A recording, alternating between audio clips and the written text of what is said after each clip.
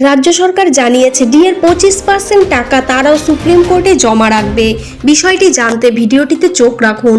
রাজ্য সরকারি কর্মীদের বকেয়া মহার্ঘ ভাতা ডিএ সংক্রান্ত মামলা রায়ের মডিফিকেশনের আবেদন করেছে সুপ্রিম কোর্টে। রাজ্য সরকারের দায়ের করা এই মডিফিকেশন আবেদন নিয়ে উঠেছে নানা প্রশ্ন।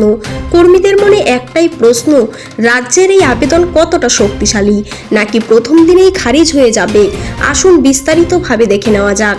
রাজ্য সরকারের ডিএ মামলার মডিফিকেশন আবেদনটি একটি অত্যন্ত দুর্বল ভিত্তির ওপর দাঁড়িয়ে আছে বলে মনে করছেন বিশেষজ্ঞরা। এর পেছনে বেশ কিছু গুরুত্বপূর্ণ কারণ রয়েছে যা সুপ্রিম কোর্টে রাজ্যের অবস্থানকে দুর্বল করে দিতে পারে। রাজ্য সরকার ডিএ প্রদানের নিয়মাবলী তৈরির জন্য আরও 6 মাস সময় চেয়েছে, কিন্তু মনে রাখতে হবে 2017 সালে স্যাট এই নিয়ম তৈরির জন্য রাজ্যকে 3 মাস সময় দিয়েছিল। প্রায় 6 বছর পরেও এই একই কারণে আবারও সময় চাওয়াটা রাজ্য সরকারের ব্যর্থতাকেই প্রকাশ করে।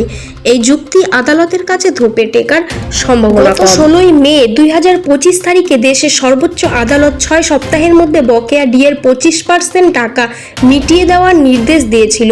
এই সময়সীমা 26শে জুন শেষ হলেও রাজ্য সরকার সেই নির্দেশ পালনে কোনো পদক্ষেপ নেয়নি, বরং সময়সীমা পেরিয়ে যাওয়ার পর 27শে জুন মডিফিকেশন আবেদন করা হয়েছে, যা আদালত অবমাননার শামিল হতে পারে। সুপ্রিম কোর্ট উভয় পক্ষকে তাদের সমস্ত বক্তব্য লিখিতভাবে জমা দেওয়ার জন্য 4 সপ্তাহের সময় দিয়েছিল, যা 12ই জুন শেষ হয়।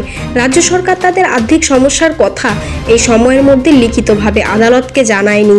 দেরিতে এই আবেদন তাদের অবস্থানকে আরও দুর্বল করেছে। মডিফিকেশনে আবেদনে একটি অদ্ভুত বিষয় উল্লেখ করা হয়েছে। রাজ্য সরকার জানিয়েছে যে ডিএর 25% টাকা তারা সুপ্রিম কোর্টে জমা রাখতে চায়, যাতে ভবিষ্যতে যদি মামলায় রাজ্য জয়ী হয় তবে কর্মীদের থেকে সেই টাকা ফেরত নেওয়া যায়। এই যুক্তিটি সম্পূর্ণ ভিত্তিহীন, কারণ সুপ্রিম কোর্টের 16ই মের নির্দেশে স্পষ্টভাবে বলা হয়েছিল যে মামলার ফলাফল যাই হোক না কেন বকেয়া ডিএ প্রদানের ওপর তার কোনো প্রভাব পড়ে না, অর্থাৎ কর্মীদের টাকা ফেরত দেওয়ার কোনো প্রশ্নই ওঠে না। এই ধরনের অবাস্তব যুক্তি রাজ্যের আবেদনকে আরও হাস্যকর তুলেছে।